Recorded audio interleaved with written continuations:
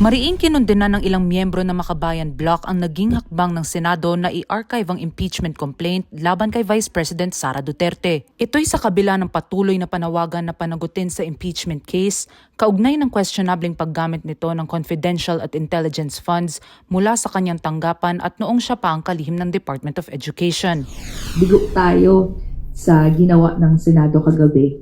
Ito ay isang cowardly hit and run ng Senate. Pero hindi nila ma-archive ang hinaing ng mga Pilipino sa 612.5 million pesos na ninakaw ni Sara Duterte mula sa kaban ng bayan. In fact, i-archive ban nila ang impeachment complaint. These senators will go down in our Philippine history as cowards, no? Mga senaduwag. Ayon kay Kabataan Party List Representative Rene Co, malinaw ang tungkulin ng isang lingkod bayan. Magsilbi sa interes ng taong bayan at hindi sa kapangyarihan.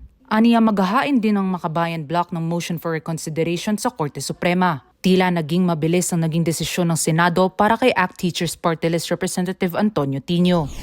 Kaya ang dapat natin gawin, hindi natin i-let go yung fact na may 612.5 million pesos in confidential funds na nawawala at hanggang ngayon, nagtutulungan ang mga institusyon para hindi mahanap yung sagot.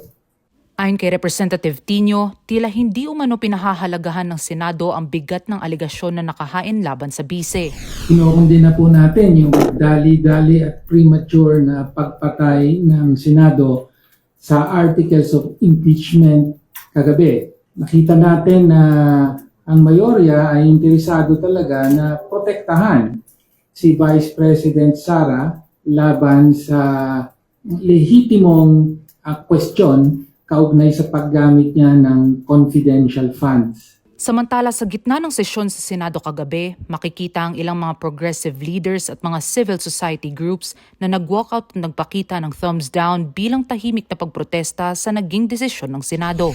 Ang problema dito ay tila minamaliit na yung pagiging lehitimo ng issue. Para sa kanila, hindi totoong issue to.